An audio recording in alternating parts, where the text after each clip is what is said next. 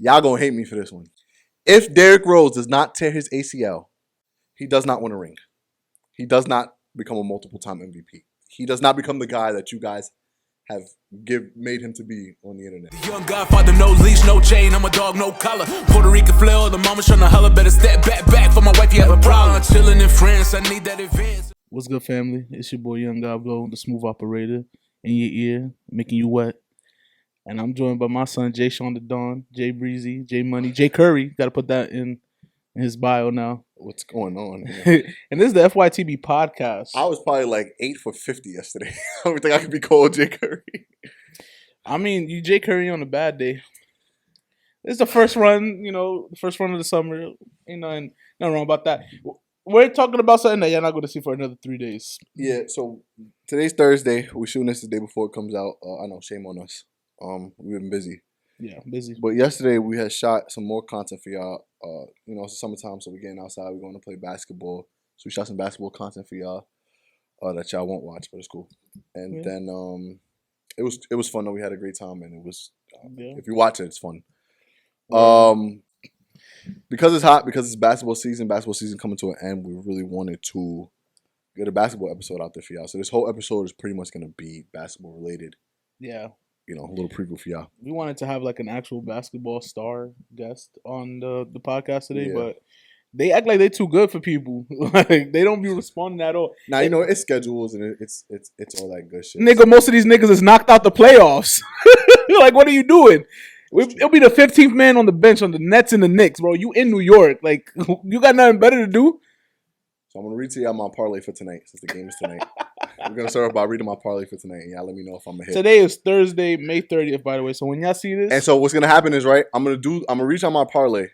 The first clip that we post is going to be this clip right here.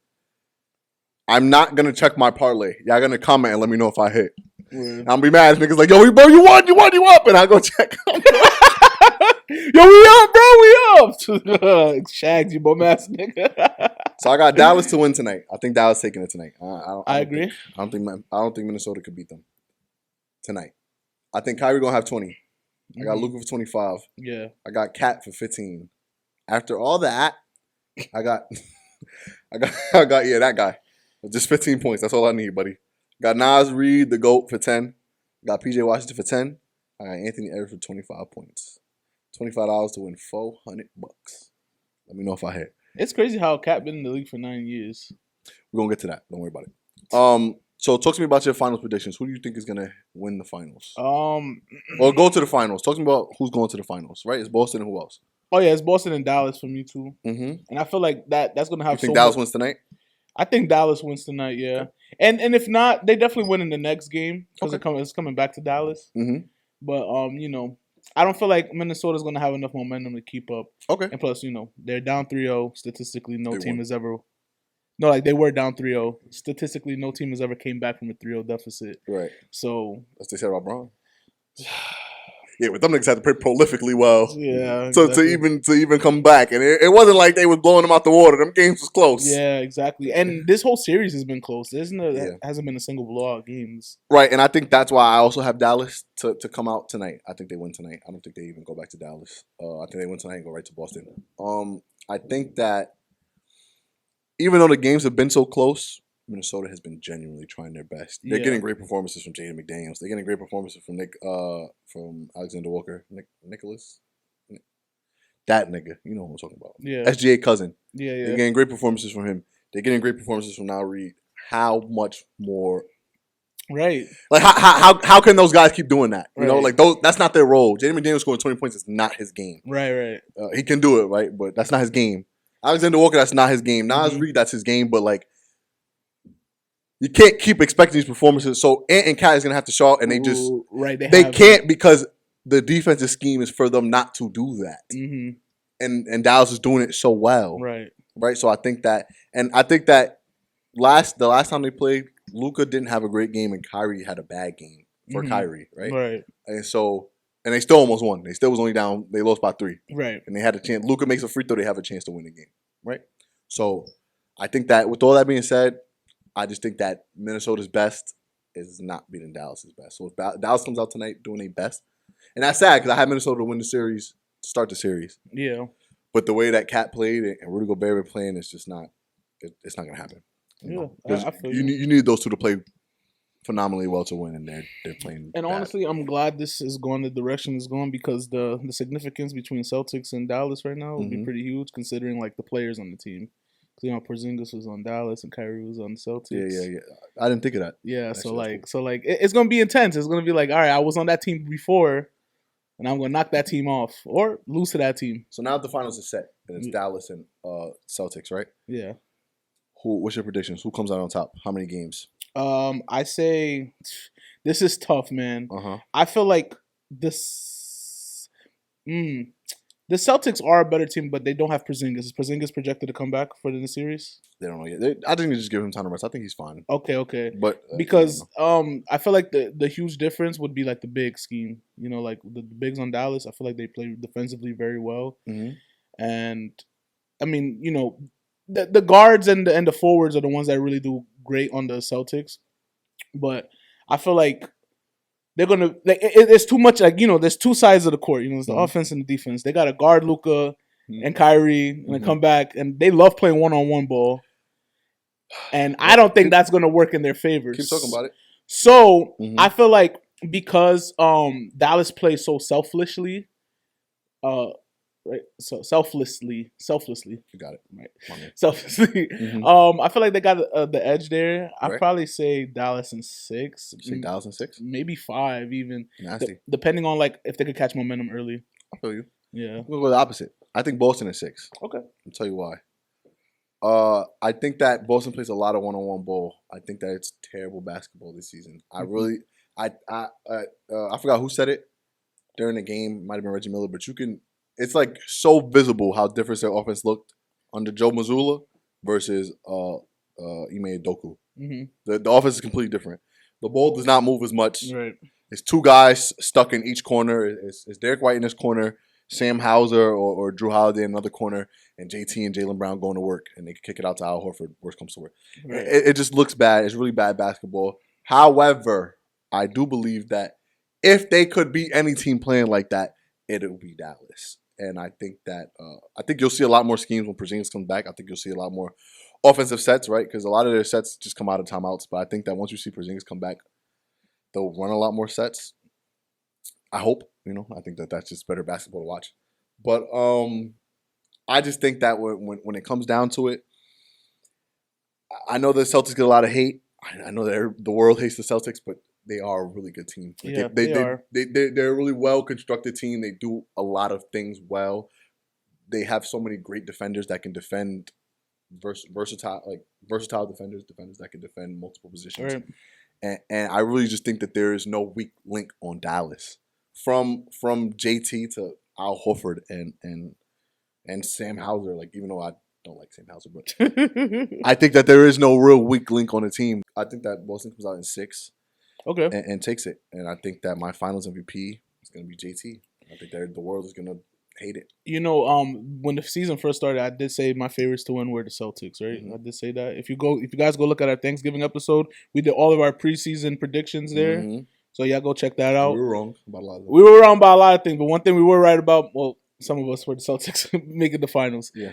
So I did have them in my favorite. I'm not going to lie. Right now, I am sort of biased because Kyrie is on the Dallas Mavericks and he's my favorite player. Right. But they have been playing very well. Phenomenally. And Luka, you know, he deserves it just as much as JT. They've been in the league almost the same amount of time. And you know what's so crazy about the series, these last couple of series that Luka's been in, is that like these are off games for Luka, and he's still putting up 26, 8, and 8. Right. And that's an off game for him. Right. He's hitting clutch shots, timely shots. And it's like, he's just a little off tonight. And right. It's just scary to see what that guy can do. You know, it's funny. I see the memes where it's like it's borderline racist. What Luka is doing to the league. Like it's a good thing that Luka and Kyrie are on this team together, because I seen this meme where it was like Luka, you know, he's playing so well the first half, and then Kyrie's like, all right, don't worry, I'll end the game. because of the second half, you know, he's missing some shots, making questionable decisions. And you know, when this team originally got constructed, I was not sold on Kyrie and Luka doing it together. I really think what makes the difference is those pieces that they added. Gafford. Yes. Daniel Gafford, Derek Lively, PJ Washington's been phenomenal this I agree. season. All 3 of those guys is looking at a big check whenever they up for another contract. And then Jaden Hardy, not breakout season, but has really played his role to a T this offseason, and Josh Green. So I think that all those role players that they acquired and also guys that they already had that just stepped up have been doing great. I'm really disappointed in Tim Hardaway Jr. I thought he was going to do so much more this postseason. I know that he's dealing with whatever he's dealing with. Yeah. Very disappointed in Tim Hardaway Jr. I thought he was going to be a big key role in the OKC series. He really wasn't, and in his Minnesota series, he's been like non-existent. Right. So we just gotta see if he picks it up when they make it to the next round. I forgot. I can't even forget Derrick Jones Jr. Derrick Jones Jr. has revived his career with the Mavs. Yeah. He went from just a dunker to barely a rotation player to now that nigga is a key piece. If they don't have Derrick Jones Jr., they don't win a lot of these games. I want y'all to understand that. Derrick Jones Jr. So these key pieces that they picked up in the last 2 off seasons, nigga, they hooping. Those guys hoop. Dallas is hooping right now. You can't be mad. Like Dallas is really hooping. Nah, right? Yeah, it's so crazy because the West is so like packed that like even though Dallas was on like the mid to like lower seeds, like they're still amazing. Obviously, they're making a finals run right now, right? It's so crazy to think how amazing the West was. But yeah, I was thinking the same thing when you were talking about all the different pieces. I was like, so many, and it's a big difference because when they went to the Western Conference Finals 2 years ago, Curry. You go up against Curry, you're gonna have a hard time either way. But they got swept. You can really see how they just didn't have it. It was really just Luka. Like it's just Luka putting in that fucking pain. Like, and he's just so unguardable that it's like But since we're on the topic, right, of Dallas and Boston going to the finals, who do you think this finals means the most to? Right, like means the most of their career, Kyrie or Jason Tatum? Because if Jason Tatum doesn't win a ring this year, it's time to look at Jason Tatum in a different light. Right before we started shooting this episode, I was looking at this video and it showed superstars in one day won their first ring. Michael Jordan didn't win his first ring until he was 28. LeBron till 27. Dirk till 32. Like a whole bunch of different players. But I do think just because JT has been in a finals caliber team ever since he's been drafted into the league. That for that reason, if he does not win, he already getting shit for it. That it's just going to add more. And I feel like Kyrie doesn't need to prove anything. Like, obviously he wants to get a ring outside of LeBron so he can show himself as that. Right. I see it differently. I see if Kyrie doesn't win, I think that JT is still 26 years old. And I think he has plenty of time. Right, people forget that, right? And like you said, a lot of greats don't start winning until the latter half of their career. And we put a lot of pressure on players to win early because they show so much potential early. That if they don't win now, it's like, all right, bro, you should have won 3 years ago.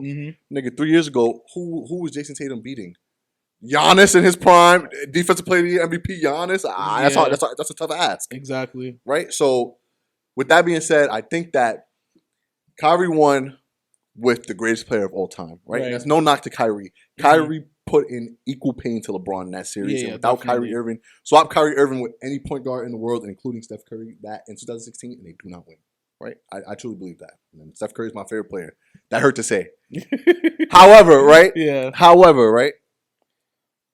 I think that if you look at Kyrie Irving's career, it's a little underwhelming. I hate to say this because I love Kyrie Irving. It's a little underwhelming in the sense that what if Bron goes to New York in 2014 or he goes to Dallas or he goes to Houston, right? What if he goes somewhere completely different? What does Kyrie Irving's career start to look like? Does he win with the Cavs? Fuck no. The Cavs have a terrible drafting history. He's their best draft pick outside of LeBron ever. And it's not even close. And after that, it's fucking Andrew Wiggins, and they trade the nigga right out. They're notoriously bad at drafting players. They're not good at constructing rosters, even with Donovan Mitchell and Darius Garland, right? Terrible at constructing rosters. So what does Kyrie Irving's career look like? Right, he went to Boston, didn't work out. He goes to the Nets, doesn't work out. Then he goes to Dallas, right? In their first 2 years, it ended terribly. So now, I think that the pressure is on Kyrie because if Kyrie Irving doesn't win the finals, right? Let's say they don't even make it, right? Hypothetically. But if he doesn't win the finals, what does his career, how do we look at his career a little differently? I start to look at it as okay, you went with the greatest player of all time, and then after didn't really do much. Had some all-star appearances, no real MVP talks, no real award talks, and never were you considered the the definitive best player in your conference. Yeah. Nor in your, right, and I know it's unfair because Braun played right when he was playing in the East, but even still, when he was on the Nets, like never were you really considered the best player in your conference, and rarely were you considered the best player on your team. So when we start to look at it from that lens, and I hate doing that because I really think that like a whole bunch of what if scenarios there. it's not just that. Like I hate taking away from people's Right, careers. yeah, like I don't like to do that. Like I don't like to nitpick at people's careers. I'm really a big fan of the game as a whole, and so I think that everybody plays a huge part in that. Right. And I never like to take away from people's careers, but I think that when you look at it in the perspective of like greats to goats, right? Greats to goats. Kyrie's like in the middle of the greats, right? Because no ring, Kyrie's really like Melo, right? And Melo had a phenomenal career, and Melo's one of the greats, right?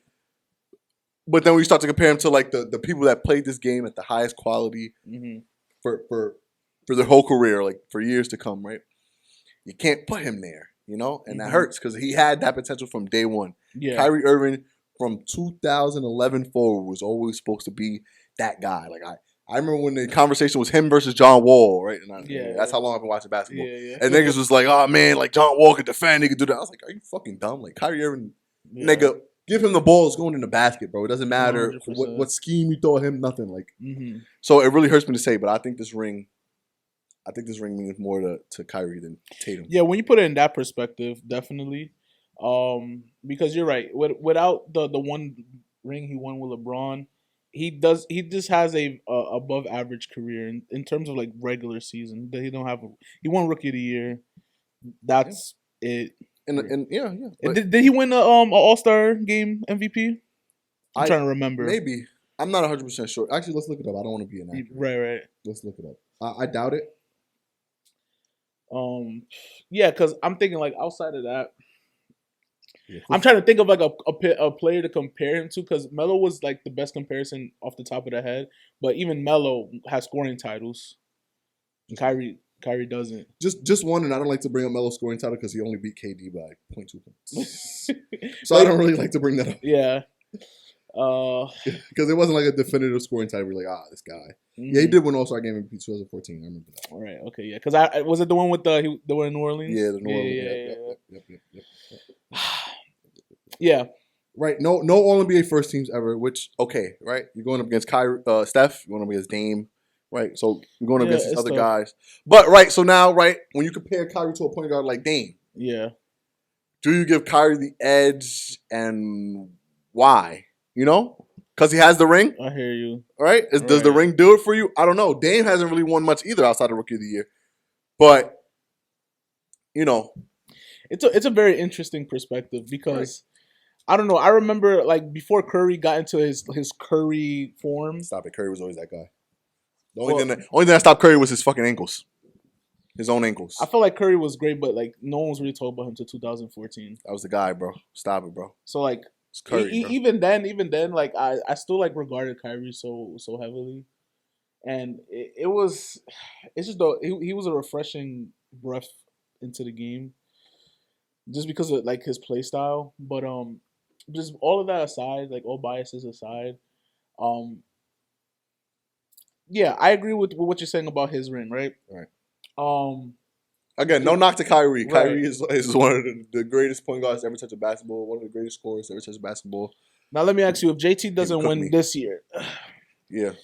I think if JT doesn't win this year, it's not over for JT. JT is 26 years old, and he has literally half a career ahead of him. Right? This would be like the halfway mark of his career. He's been playing for, 7 years? Yeah. I'm sure JT will play 14, 15, 16 years in the league. Do you feel like this is more of Jaylen Brown's team at the moment? No, and I hate that conversation. I think that basketball fans are so funny in the sense that when the team is doing bad, it's all JT's fault. Yeah. When the team's doing good, it's also Jaylen Brown, right? It's all he has Jaylen Brown, he has other things. Right. But when they're doing bad, it's just JT doing bad. Yeah. But right, it's also Jaylen Brown doesn't have a left, right? He's inconsistent too, right? It's all these things. So I think that basketball fans are really finicky in the way that they. Yeah, definitely. Recency bias does play a huge part in every debate in basketball fans. And I don't subscribe to that. I really love the game as a whole. So I like to look at basketball as one one complete essay, right? Yeah. Not just just the conclusion, right? But the entirety of, right? So I think the regular season matters. I think that MVP races matter. I don't think like just the nigga that wins MVP and the top 3 people matter.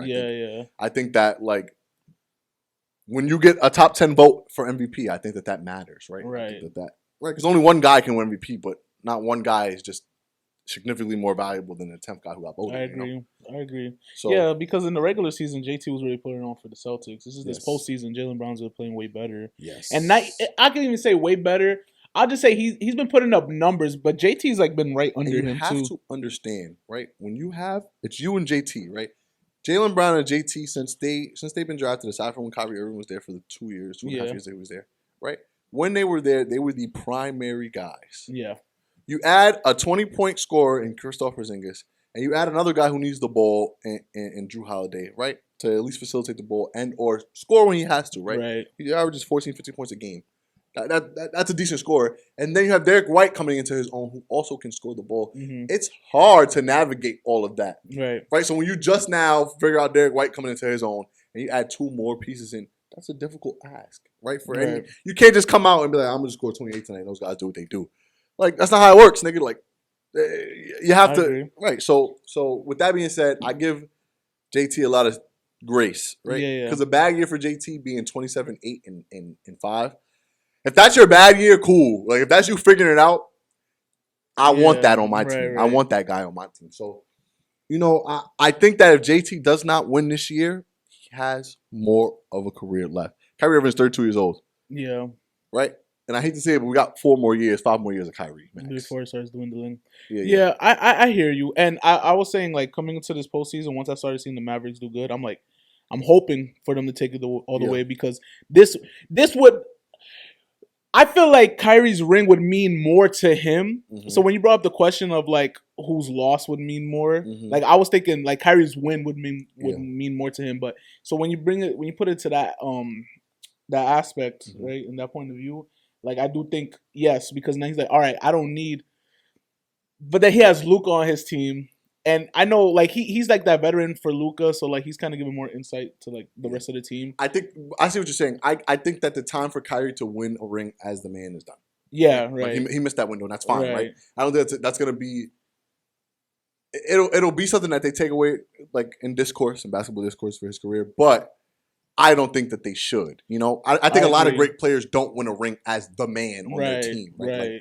Like D Wade won 1 ring as the man on his team. And even then, he wasn't seen as the man until he got to the finals and averaged fucking 40 points. Right. Then he was the man on his team. But still, it was Shaq and D-Wade's team, right? Yeah. Right? D-Wade has 1 ring, arguably, as the man on his team. Paul Pierce has 1 ring as the man on his team, right? Like, but that doesn't take... KG has 1 ring and he wasn't the man, right? Yeah. And so does Ray Allen. Ray Allen has 2, but Ray Allen was the man, right? And that doesn't take away from his career. So I think that... I think you have to be careful when you talk about basketball in that sense. Like, there's always contingencies, and people think of stuff in a whole different light. Right. So let me ask you this, because when you brought up the whole bringing Porzingis and Drew Holiday into the Celtics, it changes the dynamic. As a player, if I give you 2, I played a couple years. Yeah. Right. Nigga said as a player, answer me this. I got you. Let's say you're an NBA player, you get drafted to league, and you're presented with 2 paths, right? And you're presented with the path that like you're always in MVP talks. You don't win, right? MVP. Don't win MVP. Like no matter what team you're on, like you're always that guy, but you can never really get there, right? Now the other path is you're on a team where you're on the starting lineup, but all of your teammates on the starting lineup are just as great as you, and the offensive schemes are so like Spurs heavy, right? Like the way the Spurs work out, that you win a couple of rings in your career, but you're never like that guy. You're just a nice piece that just Manu. Pretty much, right? Just like Ginobili or like a Tony Parker type vibe. Okay. Which career path would you rather take? I think the ultimate goal of playing basketball at a professional level is to win a ring. I think anybody that tells you differently, right? Like, the money is great, cool, but I think that any competitor, right? If you do something, you want to be the best at it, right? You want to say, I beat the best other people, right? The other people that had the chance to do this, they didn't get to do it because of me. Right. I stopped this guy from winning, right? He didn't get it because of me. I won this ring. So I think that at the end of the day, right, I would always want to win a ring in any capacity that I can, right? Like if I contribute to a team, if I'm coming in and I'm a fucking 13-7-4 guy, Yeah. right? I'm happy with that. I contributed well to my team, right? And I got that ring. If I'm coming in like Kevin Looney or right, that was an exaggeration. He's not like or like Sean Livingston, right? Yeah. Who his whole career wasn't regarded as a winner until he got to Golden State. If I have one of those careers, I'm happy because I played basketball at the highest level and I got to contribute. Take Sean Livingston off the Warriors. I'm not gonna say they don't win, but they have a way tougher path, right? They need Sean Livingston. They need those buckets, and they need that court vision from Sean Livingston. So honestly, I rather. And would you still consider that player an all-time great? No, but that's where it gets tricky because to be an all-time great, you really have to be the man on your team, right? Like Klay Thompson, as great as Klay Thompson is, will probably never be regarded as an all-time great because he wasn't the man on his team. It's just different, man. Because to be an all-time, we consider an all-time great, you really have to be the man, not just on your team, but at the very least in your conference, right? And there has to be no more than 2 guys better than you in the other conference. Yeah. Right? Like Giannis is in the conversation of all-time greats. He's probably the best in his conference, if not second, right? If you want to give it to Joel, no problem. Yeah, right. But, right, he's probably the best in his conference, healthy, if not second best, right? And there's 2 guys in the conversation with him in another conference, right? It's Jokic and Luka. That's it. Yeah. So right, and depending on the year, right? Because a couple years ago, Giannis was the best in his conference, no question, right? So I think that it really just depends on how you look at it. You know, it's all up for debate. It's all subjective. Right. Now I have one for you. This is where the conversation is going. All right. Give me, right? We're gonna do 2 of these. Okay. Give me your most controversial NBA take. Shit that when you say it, niggas look at you like, bro, like this nigga is just talking. Talk to me. Most controversial. Oh man, I gotta think about this. I haven't really said a hot take in a minute because I really don't debate in basketball. But you want me to go first? Yeah, you can go first. While I think. Y'all gonna hate me for this one, and I don't even give a fuck. If Derrick Rose does not tear his ACL, both times, right? If he doesn't fuck up his knee and tear his ACL, he does not win a ring. He does not become a multiple-time MVP. He does not become the guy that you guys have made him to be on the internet, right? In basketball, like fantasy clubs. I understand that the lore behind Derrick Rose was so amazing, right? And this is not a knock at Derrick Rose. I loved Derrick Rose coming up as a kid. In 2010, I loved Derrick Rose. I thought Derrick Rose was awesome. And no one was happier than me when he came back and hit the game winner against the Cavs in the playoffs. Nobody was happier. I thought that was one of the greatest moments in basketball, right?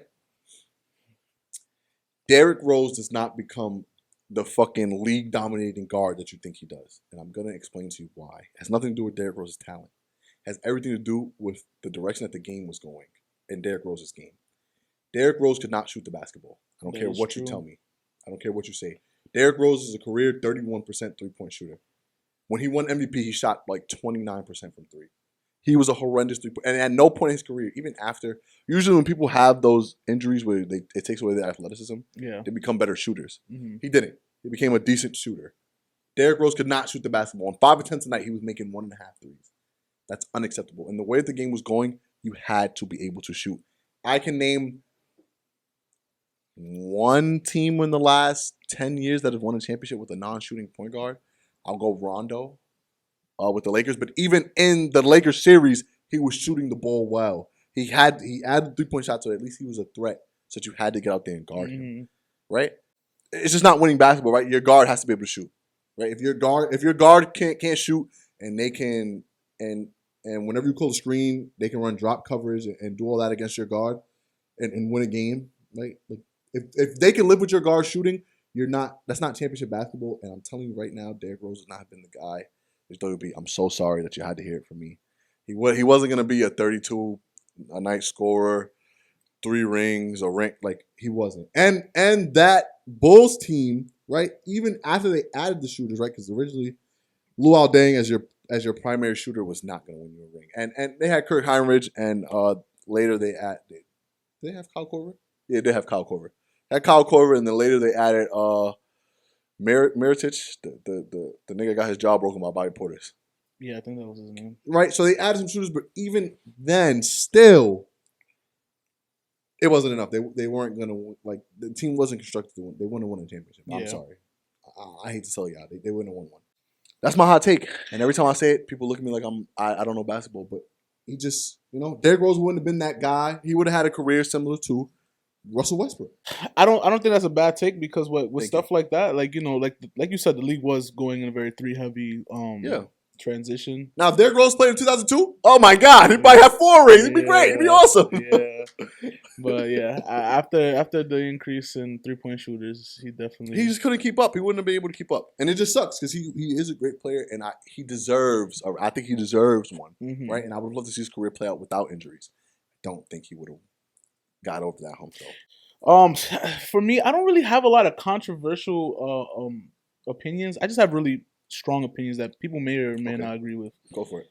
And my first one is I felt like LeBron James should have won every single MVP since 2007 to 2000. Okay, that's tough. To like 2015, 16. Talk about it. And it's just because I feel like even over Curry's unanimous MVP season. When did he win? 2016. That's why I said 2015, 2016. It gets blurred in there. Fair. I agree with you though. I think that's decent. Right, and I hate that we're because I understand why they don't do it because they know the viewer fatigue. Like they don't want to see the same person win the MVP every single time. LeBron won a few, but the ones that he didn't win, I'm trying to think who won. Let's look it up so I get the numbers for you. Also, this is not a hot take. LeBron should have won Defensive Player of the Year that one year that Marc Gasol won. Yeah, he should have won. Yes. How do you give Defensive Player of the Year to someone who isn't even on the defensive, the first team all defense? How the fuck does that work? That shit is blasphemy. That really just looked at LeBron, just fucking spit on his face and was like, "Nah, fuck you." All right, so Derrick Rose won in 2011. I think Derrick Rose deserved that MVP. Okay. I think he deserved that over LeBron. I think that aside from just the numbers, I think that it's just always important to think about what that player means to a team. Right? That was Bron's first year in Miami. Mm-hmm. So,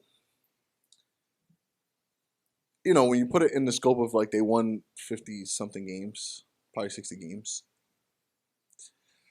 Is he the most valuable player on that team? Yes, but would they have been okay without him? Probably. They would have probably been okay. Not like, but they would have been fine. Then he wins it 2 years in a row, 2011, 2012, 2012, 2013. He deserves it. Then KD wins. And here's why I like KD as MVP. I wasn't mad at that when it happened. Yeah, I think if you take KD off of OKC, I think that they're not even a playoff team. Yeah. Just Russ and Perk and Serge. You know what I'm saying? And Tabu and Andrew Robertson. I think they're not even a playoff team.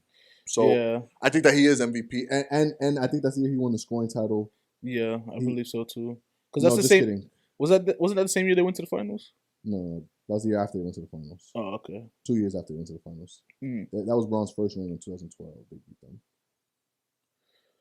But he put up 32, 7, and 5 on 50% shooting.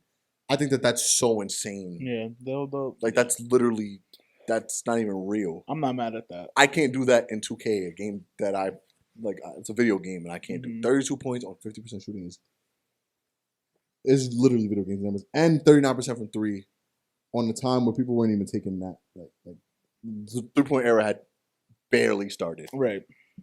Ludicrous. That's insane. Like that's video game numbers. I think he deserves MVP. Then you have Steph's first MVP. I understand why people say he doesn't deserve it. I understand why people take that MVP away from him. He averaged 24, 4, and 7, right? 24, 4, and almost 8, right? I think that when you look at it in the perspective of his team won 67 games. Mm-hmm. And I think a lot of that has to do with Draymond. Yeah. Right? That they win 67 games. Yeah. And Clay, of course, right? Clay, of course. But I think a lot of it has to do with Draymond that they won 67 games that year. And I think, it's the best player on by far the best team. I vote Steph too. If I get a vote that year, I vote Steph too. You could have easily have given it to Bron though. Because Bron takes the Cavs team, right, that was essentially just not even relevant. He wasn't doing shit, yeah. And takes them to the finals, right? But even if he didn't take them to the finals, he took them to second in the East, third in the East. Yeah, something like or that. First. Mm-hmm. Top 3 in the East. I think that that's MVP worthy too. And so honestly, if you give them co-MVP, that's my bias talking. I think LeBron deserved MVP that year for sure. Yeah. And Steph's unanimous MVP, nobody else deserved it. It shouldn't even been close. He deserved that unanimous MVP. 30 points, 5 rebounds. I don't know why I'm guessing. He averages 35 and 7, 2 steals on 50% shooting, Who else was in and that 45% from 3. Yeah, those some good numbers. That's not even close. And 73 wins. That's not even close. Like, that's not even an argument. If you voted for anyone else for MVP, you should have your vote taken away from you, and you should be hung by the neck. Who else was in that MVP race? I'm sorry, let me not tell that joke. You should have your vote taken away from you, and you should be jailed. Yeah, Life. Prison. Life. You have to give Steph that vote. Who else is the MVP? There was no one. It's unanimous. There was no race. It's unanimous. Nigga, anyone else who got a vote was just a courtesy vote. Like, they had to vote for second and third place. But I'll see if I can pull that up for you. Who was in the MVP race? Let me see. It was probably Braun that was second. It was Stephen and Kawhi, right? And Kawhi had 21, 7, and 3, steal and a half. He shot 50 and 44%, which is great numbers. Yeah. But I don't give it to him. I think LeBron 25, 7.5 and 7 on 52% shooting, but 30% from the 3. You know what I'm saying? No, yeah, I hear you. I just don't think you could even vote anyone else aside from Steph. Like that's just blasphemous to me. I think the reason why I feel so strongly about LeBron winning MVPs, But no, he should have more. Yeah, that he should have more MVPs is because I feel like LeBron is that one player that you can put him on any team. Yeah. And they're making deep playoff runs. He has since 2011. He's had no flaw in his game at all. Right. And I it was so crazy because like before like I used to like hate on LeBron, but that's before I got into ball like heavy. Me too. Then I really like understood the game and realized what he brought to the game, and I'm like, this man is amazing. Yeah. This is greatness. It's just LeBron more MVPs. That's Joe's hot take. Word. LeBron more MVPs. I feel like LeBron is the MVP of the NBA. Period. Like if you gave like a lifetime award, yes, it's LeBron. LeBron is the MVP. I agree. Like and like if you gave like best player and all that, if you want to argue with Michael Jordan, that's another hot take I have. I feel like Michael Jordan. That's your second hot take. Yeah, you want to go back to back? All right, yeah, fuck it. I feel like Michael Jordan in today's game, I agree. He's like an average star player. And you know why? Couldn't shoot the fucking ball. Yeah. That guy couldn't shoot the ball for shit. And all you fucking 50-year-old men that are about to be in the comments, he had 8 threes. All right, buddy, relax. He played professional basketball for 15 years. He made 8 threes one game. Great. The nigga couldn't shoot the ball, goddammit. He couldn't at all. And then you go back and watch the games. Like the defensive, like there was no defense really. They all it is hard fouls. I think that Michael Jordan will always be a great scorer. I think that no matter what area you put him in, he can score the fucking basketball. He was too athletic, too agile, and he just had such great moves. Now, I think that if you drop him in today's game, I think that the problem with the Michael Jordan debate is that Jordan was so ahead of his time at the time. Yeah. That the talent level there was just such a talent gap. There's a disparity because in that. Think about everybody that Jordan played in the finals. Gary Payton is not a top 50 player ever. Neither is Sean Kemp. Sean Kemp is not top 100 player ever. Charles Barkley is top 30 ever, right? Mm-hmm. That's arguable, right? Mm-hmm. Magic, all-time great. He retired like 2 years later after he lost to MJ. Right. 2-3 years later. Right. Who else did he beat? He played Sonics. Oh, Karl Malone, right? All-time great. Sicko. All-time great, though. Can't take away from his game. All-time great. And then John Stockton, who's not a top 30 player. Right. All those people didn't pose a threat to right. And the talent gap, the only match that Jordan ever had was Karl Malone. Yeah. Really. Right. Charles Barkley to a degree, but really Karl Malone. Mm-hmm. Really Karl Malone. So when you look at it from that aspect, and then all the people that he also played, right, like, he's known for beating Patrick Ewing a bunch. Patrick Ewing's not even a top 15 center ever. I don't care what you always say. Patrick Ewing was whack. I'm sorry, bro. Who like you know what I'm saying? Like No, yeah, I get it. Jordan was just so ahead of his competition that it just seemed like he was just this enigma of. But in terms of like overall skill of today, he would be middle of the pack. Right. He wouldn't. I don't think Jordan would sniff a finals today. Yeah. I think at best he's a conference finals I agree. player, but I think he loses. And like, I also don't like the whole like. I usually don't like the debate of if this player played in this era, they'd be like this because basketball progressed in this way, right? I agree. Just like how I feel like if you put LeBron, like our era LeBron in the 80s or the 90s, he's dominating, right? But I feel like if you put LeBron as a kid in the 80s or 90s, he grows up to go to the NBA.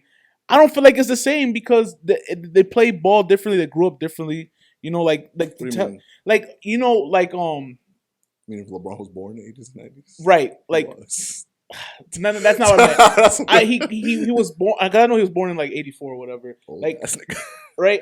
I'm saying like if he was born like in the 60s, growing up. And then when he got into the league into the 80s and 90s, it would be different. Because, you know, you got the gift of talent of like being athletic and all that. Yes. But like the way the game is played, and something a lot of people should realize is that like the way coaches tell you to play and like all of that, it you know, plays a huge part in you. Like the reason why Curry is so great is because the coaches were like, do what you gotta fucking do to win, right? He literally went to Davidson and the coach said, hey, we got you for this purpose, nigga, do that. And then from that point on, right, it just instills that confidence. You're 100% right. Like, and all right, who was the coach of the Knicks the year that he got drafted?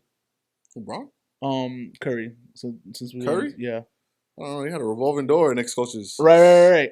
I don't feel like if Curry was drafted in a different team that he would be the man he is today. Because I feel like the coaches would hinder him. Curry gets injured like he does those first couple of years and they write him off. If he goes to Minnesota, if he goes to the Knicks, he gets injured those first couple of years and he becomes a rotation player. Right. They try to stick him in rotation. I guarantee it.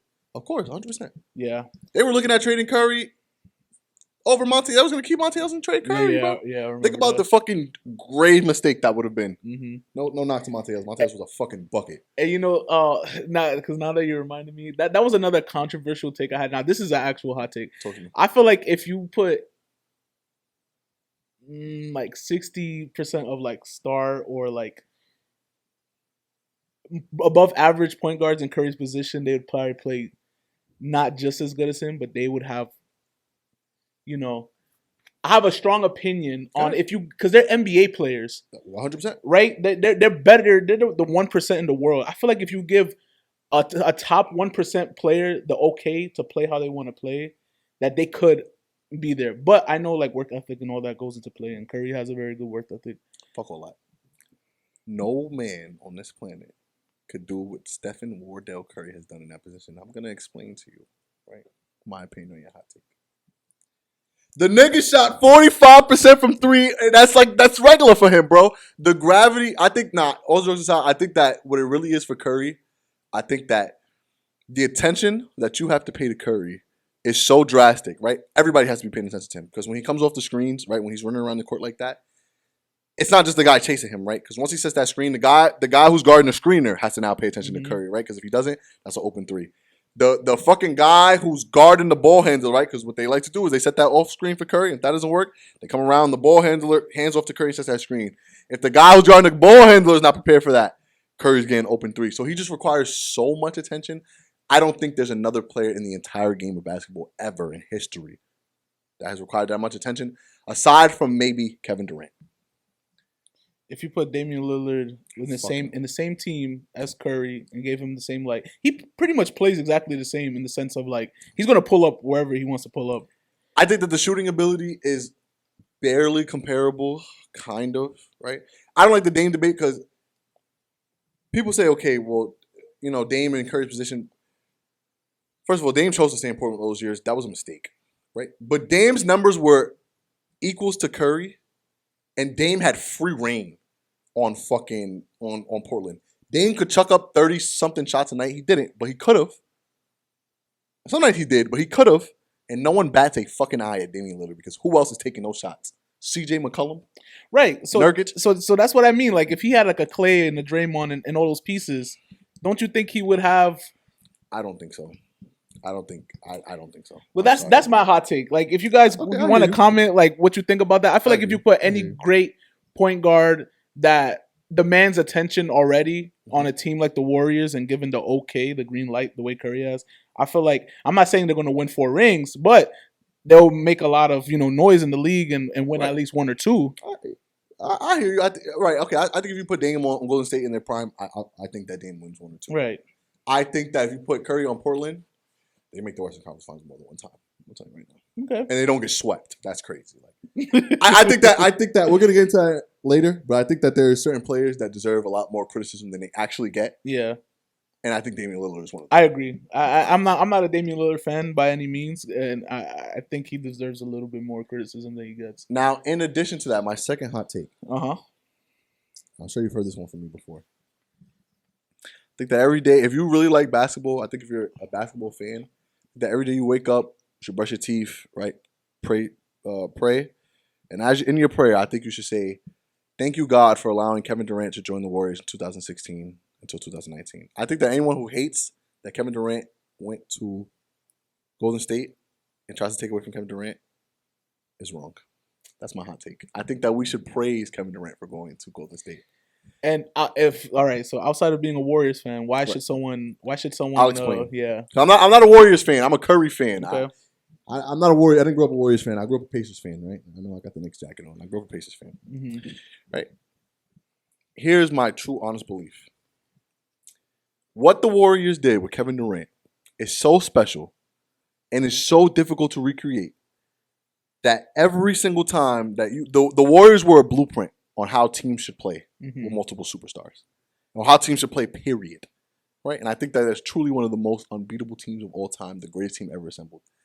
Kevin Durant, 2 years prior to joining the Warriors, averaged 32 points. The year after, averaged 29 points. Went to the Warriors and still averaged 28, 27 points, while not taking away from Curry and Steph. Do you understand the amount of efficiency that you have to run, the discipline, play for play that you have to have? Because Kevin Durant could have easily said, "Nigga, I'm that guy. Right. Give me the fucking ball." Mm-hmm. No, but he didn't. He didn't hinder anybody, right? Curry still averages 26, 27. Klay still averages 19. His career high, 22, was with Kevin Durant there. I think that they showed how to play the game so perfectly that, like, as a pure basketball fan, you knew they were going to win, but not just because they had the talent. Because, and this is where it gets tricky, right? When people say, "Oh, well, they had these players, they were supposed to win." There's so many teams that are talent stacked and do not win. When it was Kevin Durant, James Harden, and Kyrie Irving, you're going to say injuries. I hear you. But even still, that team would not have won a championship. It's so difficult to win a championship with that many, with so much talent. Yeah. Because talent doesn't equal rings. Mm-hmm. There's so much talent in the league that probably will never see a ring. Right. Because it's so difficult to win. It's so difficult to win, right? Be the best player on the assemble a team of the best players and then have that team go compete against other great players and win. Like, it's not just as simple as you get the best players, put them on a team, and they win, right? They have to play a certain way. They have to be willing to give and take. And the way Kevin Durant did that on the Warriors, we will probably never see. I'm not gonna say never. We'll probably, for a long time, Joe, probably for the next 15 years, 10 to 15 years, we will never see basketball played the way that it was played in Golden State in 2016. Okay, you when you put it like that, I see what you mean. Like they gave because I am someone who believes that, like, super teams. I'm not that doesn't please me. Like doesn't please me. I'm that's not the word I'm looking for. But like I don't buy into the hype of super teams. That's it. I don't buy into the hype of super teams because that's one instance where it worked, perfectly. Right? But a lot of times it doesn't. Braun, D. Wade, and Chris Bosh, when they first got they lost their first year to Dallas, who had one fucking superstar post his prime. He was 32 years old, post his prime, right? You had KG in them. They won one ring. They were together for like 5 years, bro. Yeah, that matters. Like when they went to Brooklyn and they got a younger Darren Williams and they got Joe Johnson and a young prime Brooke Lopez, they still lost. Like Lakers, Kobe, Dwight, Steve Nash, Ron Artest, Paul Gasol, they lost.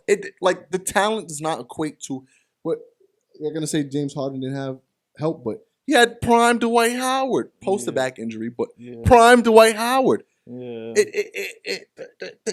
Kevin Durant, James Harden, and Russell Westbrook, they lost. And even when you take James Harden out, which is a huge contributor, but you take him out, they still had Serge Ibaka and they had other role players. They never sniffed the finals again. Mm-hmm.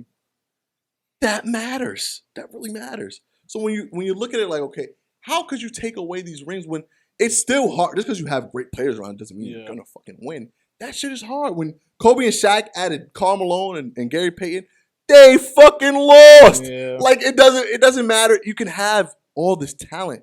You have to be able to put it together, and that is the hardest part. Right. That's the hardest part of any team. Yeah, I always put team chemistry above star talent because you see people like the Miami Heat last season almost win it all. That's crazy. Now, what the Denver Nuggets had above them was that they had team chemistry and talent. Yes. So right, it goes hand in hand. So right. I think that anyone who takes away from Kevin Durant joining the Warriors doesn't really like basketball because that was the best basketball ever to be played ever. And they still beat difficult. Like you have to go out and beat LeBron James and Kyrie Irving and Kevin. You still have to beat them, right? Like it doesn't change the fact that LeBron is fucking LeBron James, right? Yeah. And it doesn't change the fact that he can guard Kevin Durant. If you're gonna have any matchup in the world, you want it to be Braun against Kevin Durant, right? It doesn't change the fact that Curry is still a mismatch when guarding Kyrie Irving, right? It doesn't change the fact that like Kevin Love is still gonna space that fucking floor and can dime anybody on the court. It doesn't take away from the talent that they had. You still gotta go out and beat those guys. You have to beat the Spurs with Kawhi. He got injured. Okay, I understand, right? But you have to go out and beat those guys. You have to go out and beat Memphis. You have to go out and beat these other great James Harden. When he was averaging fucking 1 million points. When niggas don't remember when niggas was playing James Harden behind him to not get the step back, bro. It was on his hip, trying not to let him get the step back. You have to go beat that guy, right? And it's not just, okay, we're just going to go out and score him on the other end. You have to stop that guy. You don't understand the fucking amount of coverages that you have to throw at James Harden to get a stop. You don't just set a scheme and be like, all right, I just want to stop him. You set a scheme and then mid-play, you got to set it. You got to change that to stop that guy, bro, in his prime. So, and they did it every year. It wasn't like, they eliminated James Harden every single year. They got that nigga to fuck up out of there. That's hard. That's difficult to do, bro. Like that's tough to do, man. That's tough. So I really appreciate Kevin Durant joining the Warriors. I think that he is an all-time great, and I think those rings count just as much as anyone else's rings. And it was just beautiful basketball to see. I don't think we'll ever see that again. I wish that he stayed, so we could continue to see basketball played just poetically almost. Yeah. In the moment I didn't agree with it, but you put it into a perspective that I can see where it makes sense. I appreciate that. Yeah. Thank you. Who you really thought was going to be that guy when he got to the A, and he just wasn't. It's funny that I'm glad I waited to now to say this because it was actually going to make one of my hot takes. Michael Carter Williams. He had us all. Oh, my God. First game almost having a quadruple-double against the reigning champs. Nigga, he had us all. Yes. That was one person I was hoping for to do good. And then, like, after that season, it was just... I thought he was going... Boy, I'm with you, bro. Michael Carter Williams. And you know what? I thought even when he was, like... He had, like, a decent 3 seasons in Philly. Yeah. Then when he went to Milwaukee, I was like, oh, this is Chance. Him, Jabari Parker. Yeah, I remember Jabari Parker. Another one. I thought Jabari Parker was the next Carmelo Anthony. Nigga. Yeah. I remember, nigga. I thought he was the next Carmelo, nigga. Boy, Jabari Parker, Michael Carter Williams, I was like, they got one. Right. They got one. Then like a John Henderson. John Henderson was supposed to be that guy. That's not my pick, but John Henderson was supposed to be that guy.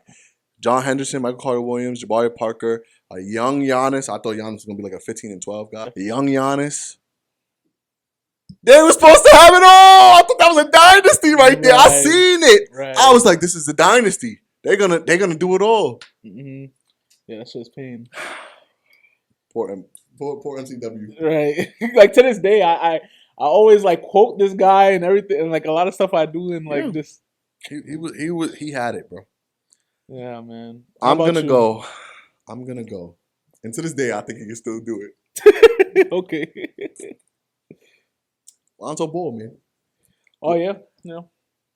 Coming out of a 15-8-6 season at UCLA. Yeah. Dominating high school basketball. Dominating. Yeah. Dominate.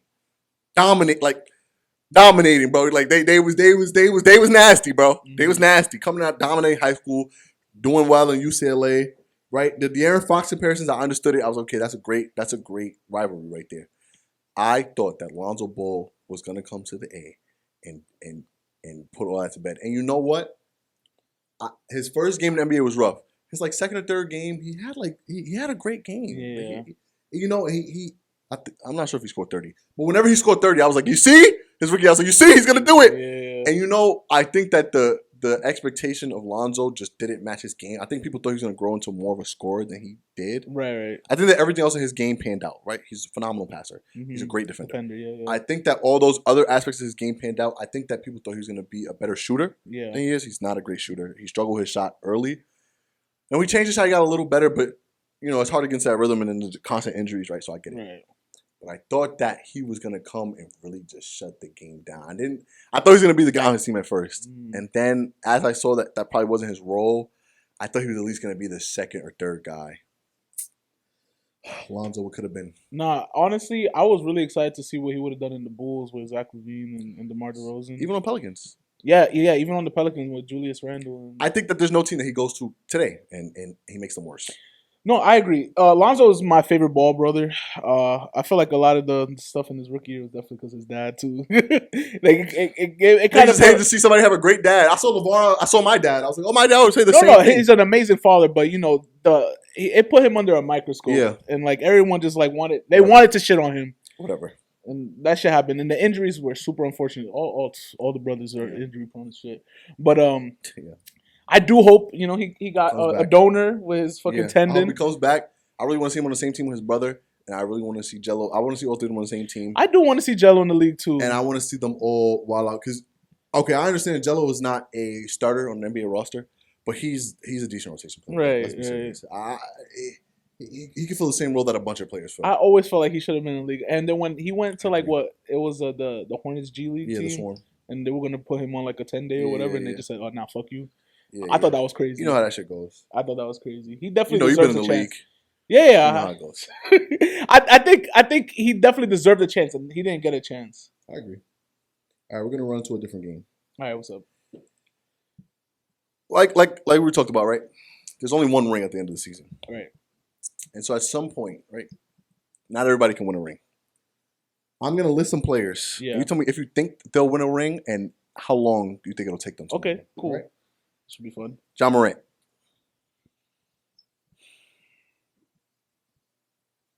Do you think Ja Morant rings a ring, and how long do you think it takes him to win one? If you think so. See, this is interesting. I know this is supposed to be like a rapid fire thing, but it's not. Okay. I feel like Ja Morant, if he were to win a ring, it would have to be in the next 5 years because then I feel like after that he will stop being the first option on his team and start playing a different role. I hear you. And then maybe he could win a ring, but I feel like as a first option he got 5 seasons. Cool. Yeah, I'll give him 5 seasons. So within the next 5 seasons, you see Ja Morant win the ring? Yeah. Add some more like pieces onto his team. I feel like they can take it. I don't think he wins one. Not a knock to Ja Morant. I think Ja Morant is an amazing player. I think he's great.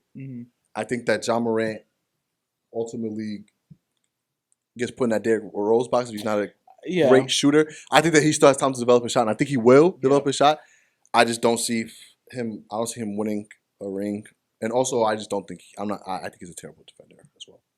Okay, I'm sorry. I don't like to say that about players. He's a great defender on my scale. He probably locked me the fuck up. Right. I don't think he's a decent defender in the NBA. Right. So I don't think that he wins a ring. Okay. But we'll see. Yeah. Devin Booker. No. Yeah, me neither.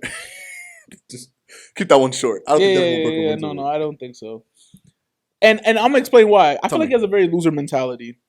I just don't think he's a winner. Right. Like he plays phenomenal. Right? He plays great, but it doesn't translate to wins. And when he has all his amazing moments, they're off of losses. I think he's a great scorer. I think he'll go down like as a mellow type scorer. Right. He's a prolific scorer. Right. He can really put the ball in the basket. I think that when it comes down to those big moments, he doesn't. Right, exactly. I'll never forgive that fucking abysmal Game 7 loss to Dallas. I thought that was insane. Well, like 50 never should you have a prolific scorer on your team and lose by like 50. Yeah. Have like 30 points crazy. At halftime. Like that's and I understand the game of basketball. I understand that It's not just you go out and you put the ball in the basket. I'm saying you saw a million coverages that night. Right. The ball was just not going in. But at some point, nigga, you're Devin Booker. You better put that ball in that basket somehow, some way. So I'm not accepting that. And then just like I didn't like how the season went this season, last season. Right, I give him a pass. Okay, half the season. Right? But whatever. I agree. He's not winning a ring. No. Donovan Mitchell. I want to say. See, this is another thing. I don't think he can win as a number one option on his team. I agree. Now, and that's the tricky part about it, because when most of the time when people say, "Oh, you think this player's going to win a ring," you think of them being the man on the team. Mm-hmm. But I feel like maybe if he's coming off the second or third option for like another player when he's in his late 20s, early 30s, then yes. So how old is he right now? 25. I was thinking 25 too. I could probably maybe by 31, 32 he could win a ring. Yeah. I agree. I don't think he could be the man on his team and win a ring. I think he can win a ring in the next 3 seasons. I think it depends on where he goes. Right. I think it depends on where he goes. I think if he goes to New York City, he's done. I think that he will make a mistake doing that. Yeah. I think that if he goes to a team like, I think he needs to go to a team where the pieces are already laid out for him. Right. And he can be the man, right? But he needs a strong second option. Mm-hmm. I think that if he goes to a team, right, cap space wise, probably I don't think it'll work. But I think if he goes to a team like Indiana, the difference that Donovan Mitchell makes on an Indiana team, right, it's night and day. I think if you put him like Donovan Mitchell on a team like the Pacers with Tyrese Halliburton, with Pascal Siakam, with Miles Turner, right, with those guys, and that supporting cast like T.J. McConnell, Obi Toppin, Nembhard, right. I think if you put Donovan there, that is a championship team. They win a ring that year that you put them together, right? It takes a lot of pressure off Tyrese as a scorer. It allows him to play more of his position, but can still dot your fucking eye if you leave him open, right? And still put the ball in the basket whenever necessary, right? Yeah. You have Pascal who, when he struggles, Donovan will be able to pick up that slack, right? If Pascal has a night where he shoots 8 for 21, guess what? Donovan can pick up that slack, right? And Pascal will not get 21 shots if Donovan's there. Mm-hmm. But I'm saying, like, you know, like, it'll minimize Pascal's struggles, take a lot of pressure off them. I think Pacers is the perfect destination for somebody like Donovan Mitchell. Now, if he goes to the Knicks, it's over for that. No shit. Jalen Brunson. Think he's winning a ring? Oh, man, the Knick and me just want to say, yeah, of course, for sure. But I don't. All right. I feel like the Knicks had a solid squad. Maybe one piece they're missing, right? Yeah. I think if they acquire Paul George this summer, yeah, they're my favorite to win. Damn, but do I see him winning a ring though? Because like, only one team can win the championship, right? It's 32 teams, right? So like, it's hard. Like, there's so many great players, but a lot of great players don't win rings. Like Chris Paul.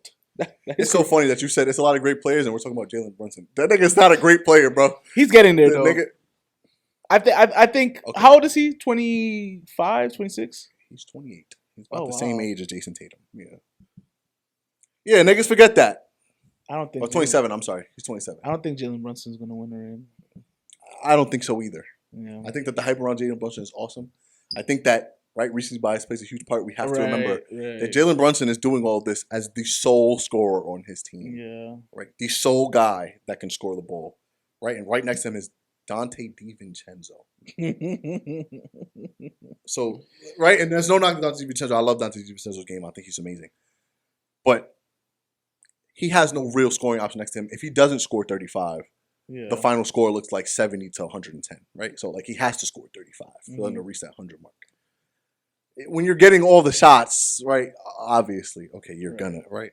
But I would love to see how it looks with a healthy Julius Randle and thing.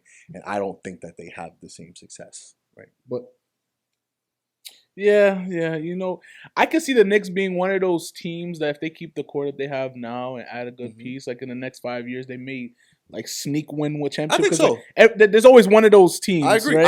I think if they sign Paul George this summer, right, that puts them over the top to be a championship contender, and they need a few more pieces.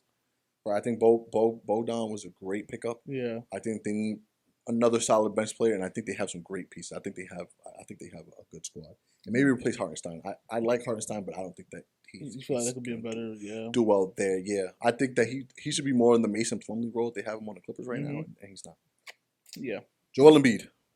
You know what's so funny? Before you even asked us, I thought of players that didn't win, and he was the first one that came to my mind. I got a few here. Joel Embiid. Joel Embiid is a great player, but the teams just don't seem to like. Yeah. He's never went to what? No. He's been to a conference final, right? Nope. Never made a second round. I think he wins, though. I think he wins a championship in the next 5 years. Okay. I think in the next 4 years, we have a Joel Embiid championship. I think if they sign Paul George, I think Paul George is a tremendous difference maker this offseason. Now he is.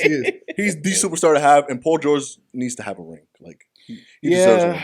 Yeah. He does bad. Like the lore behind Paul George is not exaggerated. That nigga took Braun to 7 games twice. Don't never disrespect Paul George. Prime LeBron James 2 times. Two different LeBron Jameses. So I think that Paul George deserves a ring. I think that he's a difference maker if he chooses to go to a team like the Knicks, a team like Philly, a team like I think he's even a difference maker in Atlanta, but that's only if they keep Trae Young, which I don't think they should. Mm-hmm. But anyway, I think that Paul George is a difference maker. If he goes to Philly, I think that they are the favorite to win the championship next year. I think Joel Embiid wins a ring in the next 4 years. So you think that the 76ers just need a great wing piece? You think that's the position that they're missing? I think that they need another scorer, right? Like they try to do with James Harden, take the pressure off of Joel when Joel's having a hard time to complement Tyrese Maxey. Mm-hmm. I think they need a tremendous defender, right? And Paul George checks all those. And someone that can move that fucking basketball and help rebound.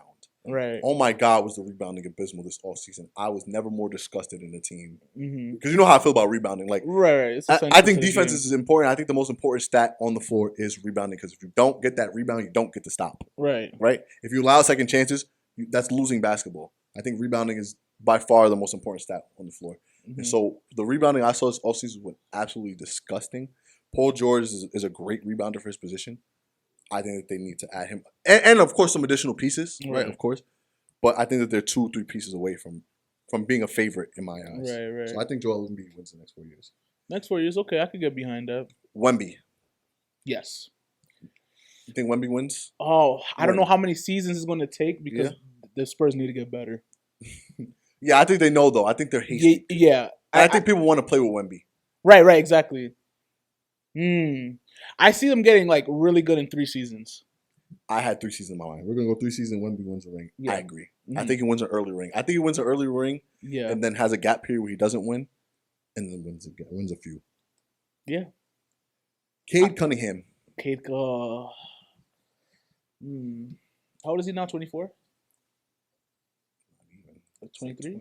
23. 22, 23. I think we're the same age, if not he's a year younger than me. He is a great player. He needs to get out of Detroit. Yeah? Yeah. You think he wins a ring? I haven't watched that many Detroit games this season. I'm not even going to lie to you. But from what I've seen on the stat lines, I feel like he does a little bit of everything. And granted, he has to do everything because Detroit fucking sucks. But, I mean, he was a great player coming into the league. And, you know, he's still showing his stripes.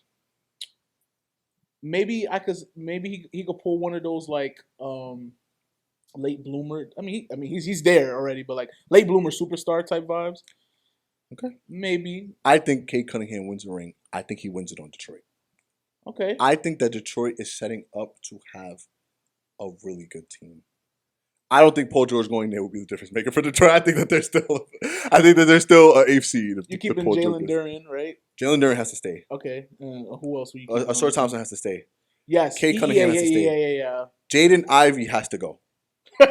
I'm not saying that because he's a bad player. I don't think that he fits that scheme and he's not who they thought he was going to be. He has to go. Okay. I think that a lot of their pieces have to go, but I think that they could swap those pieces for better pieces. Okay. I think they become a better team. I think that next season Detroit changes based on their offseason moves. Depending on what happens this offseason in Detroit, I think they sneak into the playoffs. You know, you saying that right now has me thinking like a possible like Spurs-Detroit rivalry. I think that would work out. I think that Spurs win. I think that Wemby is just like that guy. Yeah. I think that he's just so hard to figure out. Right. But I think that if anyone was putting Jalen Duren on Wemby, a strong, get the fuck out the bat, like I think that, and of course you have to throw some other coverage at him, right? Like you're gonna have to help hard on Wemby and make somebody else beat you. But I think that Cade wins in the next. He's 23. I think he wins at 28 or before. Yeah. 28, 29 or before, and I think that he wins on Detroit. And I think that Cade could do that. I think Cade's a phenomenal player. I think that he's on the same level as Pablo Banchero. Okay. And I think that Pablo Banchero is amazing. I think he's like the next JT. Right. All I right. think that those two guys are heavy on the rise. And I can we'll see what that. next Yeah, season. I definitely do see that. I got like 3 more. Okay. LaMelo Ball. Let's try to like speed through him a little bit. LaMelo, no, too injury prone. I feel like it's gonna be a what if story. I think LaMelo Ball's injuries will hinder him, and I think he can win the championship as the man. I think if he goes to a team where he's like a second Yeah, guy, like later on in his career. yeah, but right now. Okay. Ant-Man. Yes, 4 seasons. Probably even 2. I think 4 seasons too. Yeah. I think 4 seasons too. I think Ant-Man's right on that cusp. I think they got to get Gobert out of there. Yeah. I would honestly, me personally, get Cat out of there, but we'll get to that later. Mm-hmm. Ant-Man 4 years, I think. So Yeah. Lastly, Trae Young. You know, I hate the Atlanta Hawks organization. I say this all the time, but they have. Well, he's out of there. He's not coming back. Trae Young's leaving. He's leaving. You think he's leaving? Oh, because he's a free agent. Yeah, he's probably. Yes, I do see Trae Young winning a ring, and like I always spew hate on Trae Young. Mm-hmm. He's a great point guard. He is. He's phenomenal. He's a great shooter. He's a great passer. Put the ball in the basket. Yeah. Right, and that's what you really need from a point guard. What more can you ask for? Yeah. He's a defensive liability, but I feel like later in his career he gets a little bit more seasoned, and he'd be the second option on the team. He's going to win a ring. I don't think that he wins a ring. I think that his shot selection isn't where it needs to be for his defensive liability to not be right. Like right. It doesn't balance, right? His defensive liability is too high, and his shot selection is not great. I think that the DeJounte Murray experiment didn't work out. I thought it would. I really did. Mm-hmm. I really did. I thought that DeJounte Murray had everything that Trae Young lacked. Right. Shot discipline, except for he put up 43 shots. Shot discipline. Yeah. Defense. Also a great passer, so I thought that it really would work, but it doesn't. I think DeJounte Murray is a difference maker on another team, though. I really do. Yeah, for sure. I think DeJounte Murray goes to Philly, and they also. Right. He's a complete player. I think that he's a difference maker, mm-hmm. and that he needs to pick where he goes wisely next season. Yeah, that's why I said Trae Young later on in his career, because I feel like if he could get to the point where like he makes better decisions on shots, mm-hmm. and like he already could play like a similar role to what James Harden is doing. Yeah, like he just needs to be disciplined and then like have better players to feed. Nigga. Yeah, at least play those lanes. Curry not a phenomenal defender, but that nigga averaged 2 steals several years. Yeah, he knows how to play them fucking lanes, right. Buddy. Figure it out. Jesus Christ! All right, give me 2 players that you think don't get enough hate in the league. I'll go first. Karl-Anthony Towns. I think that nigga needs to be hated way more than he is. I know he gets a lot of hate for being Gizzle, but I think that his game needs more. I was about to say you're not jacking Big Purr. I think his game needs more hate, and I'm going to explain to you why. That nigga came in the league in 2014, 15? Yeah, 15. It's been almost 10 years. Mm-hmm. That nigga didn't sniff a playoff game until Ant got there. Okay.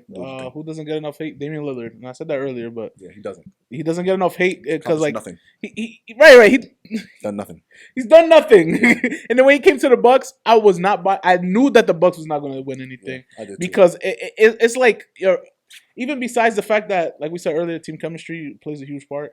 I didn't feel like he I can't say plays winning basketball, but like I don't know. I just don't I don't vibe with the way he He needs more hate. Right. Do the outro? Okay, cool. If you guys made it this far to this episode, make sure to like, share, comment, subscribe, do all that good stuff. Hit the bell button so you're notified whenever we're dropping a new episode. Ding! New series coming out. Look out for it. So look out for it. And with all that being said, this has been Fuck Is You Talking About. We out of here. It goes like this. Yeah, go for it. I'm just mad. I'm about to be hot. This is the 2nd episode in a row we filming, and the AC in here is broken. And I'm only wearing this jacket strictly because I got that shit on. But got that shit on. It's hot as fuck. What's good, family? It's your boy, Young God Blow. You know who I am. I don't think I gotta introduce myself any other way. You want to do it again? Yes, go again, bro. Yes. I'm sorry, I got distracted by my phone. This nigga again. Nigga sexting, bro. Every time I come over here, bro, every time Joe come over here, bro, you always sexting, bro. I'm getting real tired of this shit, bro. No, I had cracked my phone the other day. Mm-hmm. So, like, I don't know if you can see right there. Mm-hmm. The crack is there. So, like, my thigh was hot. So, it got steam in it. So, I got to put it like this. What's good, family? It's your boy, Young God Blow, the realest motherfucker on this side of the galaxy. I cursed. Jesus. I'm so used to doing my gaming thing now. Like, what do I even say? Hey, it's me, Joe. Okay. Looking for a bed in the pot for the piss, regulating so a nigga don't miss. With the voice so go and the style mad crisp, I got it. Let me talk my shit.